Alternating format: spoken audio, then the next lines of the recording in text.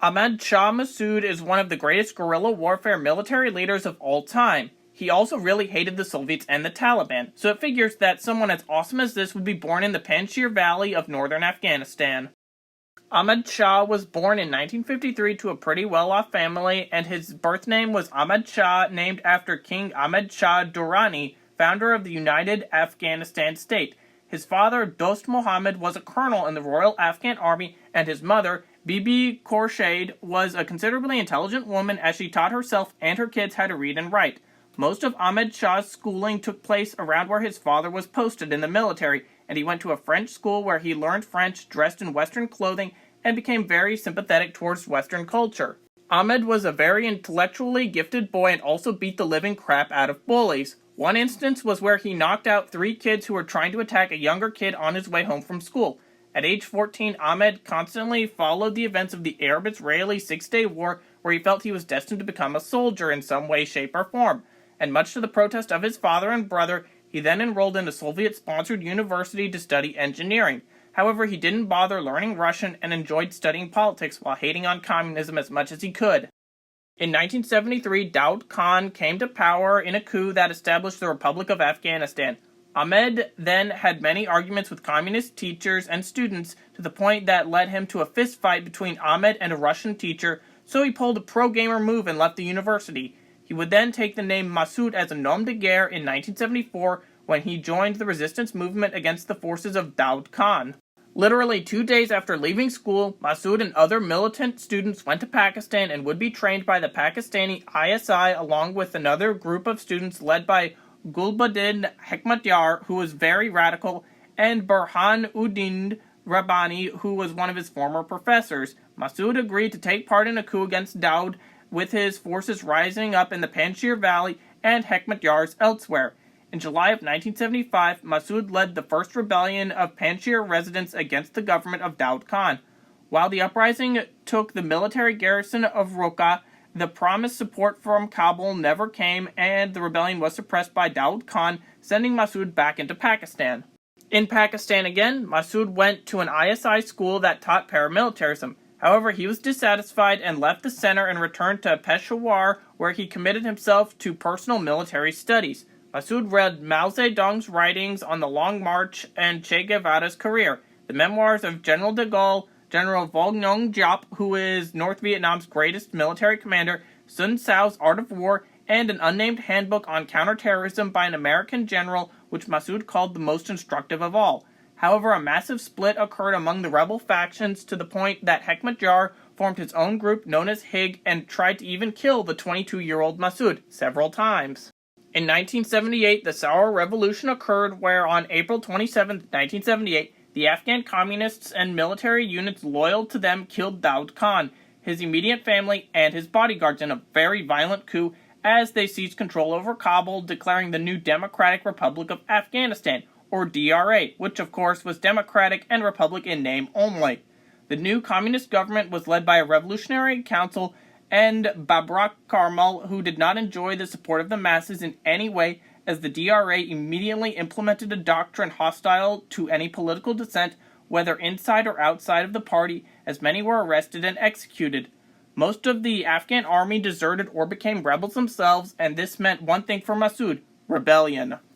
Along with 24 of his friends, Massoud took some arms dealers and seized control over a number of government outposts in the Panjshir Valley. He entered the Shomali Plain to capture Gulbahar and cut off the Salang Highway, which was the main supply route between Kabul and the Soviet border. This raised much alarm with Kabul and Moscow, which brought upon Massoud a government counterattack. On July 6, 1979, Massoud started an insurrection in the Panjshir Valley, which initially failed, and he decided to avoid conventional confrontation with the larger government forces and to wage a guerrilla war. He subsequently took full control over Panjshir, pushing out Afghan communist troops, and became known for his prestige and effective military organization. The Soviets then invaded Afghanistan a year later, and Massoud developed a 4-phase plan to defeat the communists. Phase 1 was to establish a popular and loyal resistance force. 2 was an active defense of the Panjshir Valley while carrying out asymmetrical warfare. Phase 3 was to gain control over large parts of northern Afghanistan in a strategic offensive. and the final phase was the general application of his principles of guerrilla warfare to the entire country to defeat the DRA.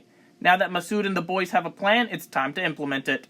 From 1980 to 1985, Massoud engaged the commies in the Panjshir offensives, which were conducted twice a year, where the Soviets had overwhelming numbers and more advanced hardware, but failed to defeat Massoud in the mountains. In 1982, for example, the Soviets began deploying major combat units in Panjshir, numbering up to 30,000 men. Massoud would pull out his troops back to the subsidiary valleys, where they occupied fortified positions. When the Soviet columns advanced onto these positions, they fell into ambushes. When the Soviets withdrew, Afghan army garrisons took over their positions, and Massoud and his Mujahideen forces attacked and recaptured them one by one.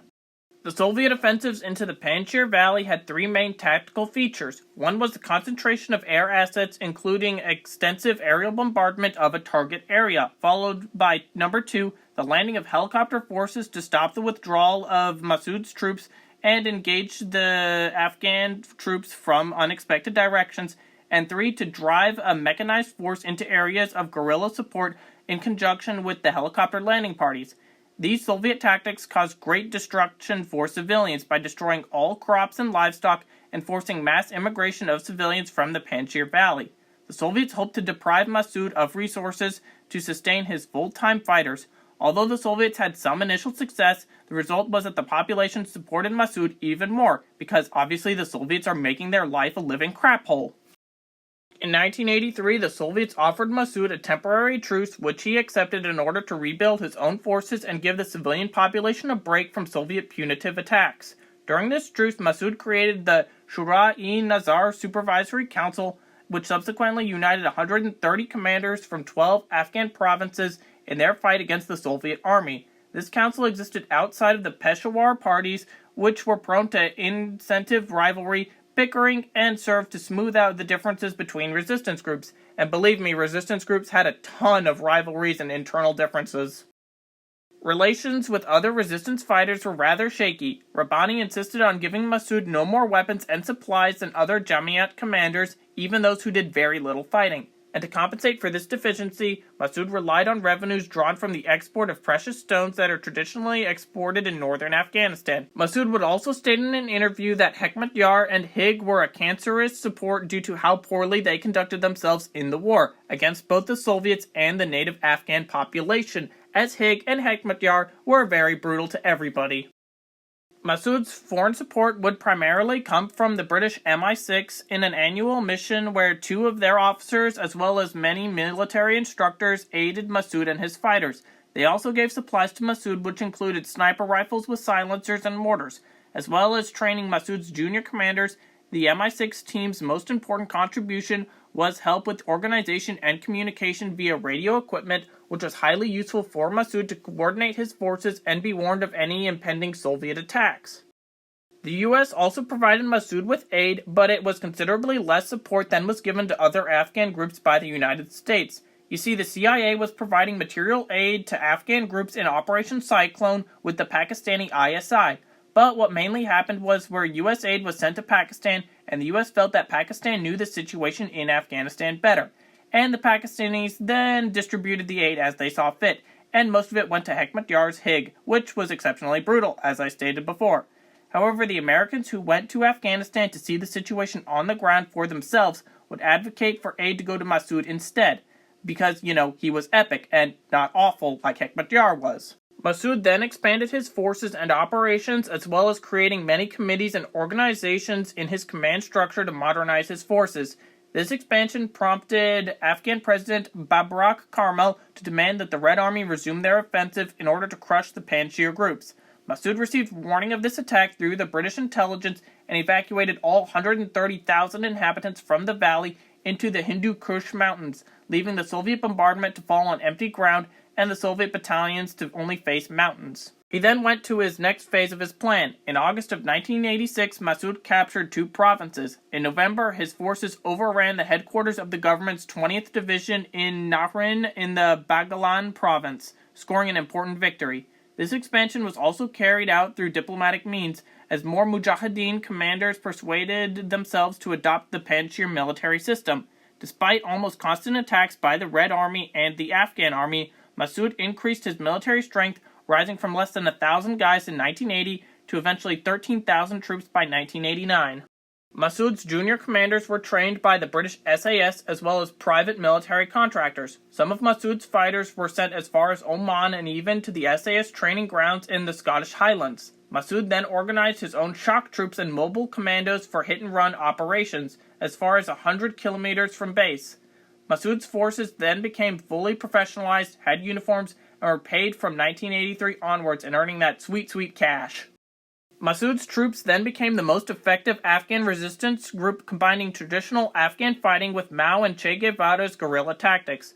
The Soviets would mostly face defeat against these guerrillas from 1984 to 1988 and began withdrawing from the country to leave the DRA on its own. On February 15, 1989, in what was depicted as an improbable victory for the Mujahideen, the last Soviet soldier left the nation.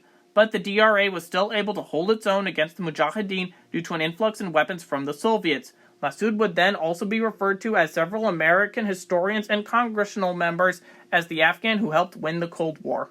However, from 1987 to 1989, Hekmatyar's forces frequently engaged in combat against Massoud and his troops. In 1989, for example, Hekmatyar's forces conducted an attack targeting Massoud and the senior leadership of the Shura-e-Nazar, which was Massoud's military and political alliance of the 130 northern commanders. While they were still not able to kill or injure Massoud, Hekmatyar's forces tortured to death 30 of Massoud's men, and some of whom were close friends of his. Survivors described the torture as beyond brutal, which I can't talk about here in YouTube for age restriction purposes, but just know that Hekmatyar and Hig, again, are extremely brutal and awful. Massoud would consequently order an operation to hunt down the murderers. Shura-e-Nazar were able to capture the assassins, but instead of revenge killings, Massoud sent them to Peshawar to have them tried before a court. The court sentenced them to death, and Massoud, for the sake of Afghan unity, declared his message to Hekmatyar's people was that without a united front they could not succeed and could not achieve anything in Afghanistan. Meanwhile, Hekmatyar, Hig, and his supporters responded by claiming that Massoud was treacherous and killed commanders to gain powers, but there was no evidence whatsoever towards their claims.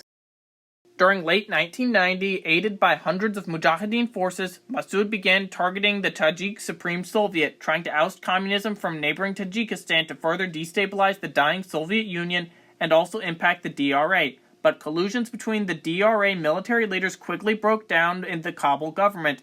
In mid-January 1992, for example, within 3 weeks of the demise of the Soviet Union, Massoud became aware of conflict within the government's northern command structure and decided to take advantage of it. The DRA was under the rule of Mohammad Najibullah since 1986, and he had begun replacing the diverse Afghan officers with ethnic Pashtuns, and this created much resentment in the regime. DRA Uzbek General Abdul Rashid Dostum rebelled and took over Mazar-e-Sharif.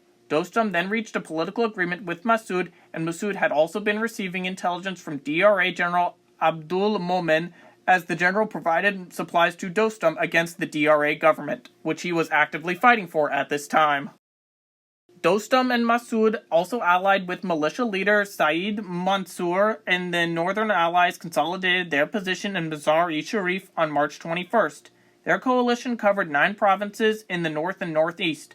As turmoil developed within the government in Kabul, no government force stood between the northern allies and the major Air Force base of Bagram, some 70 kilometers north of Kabul.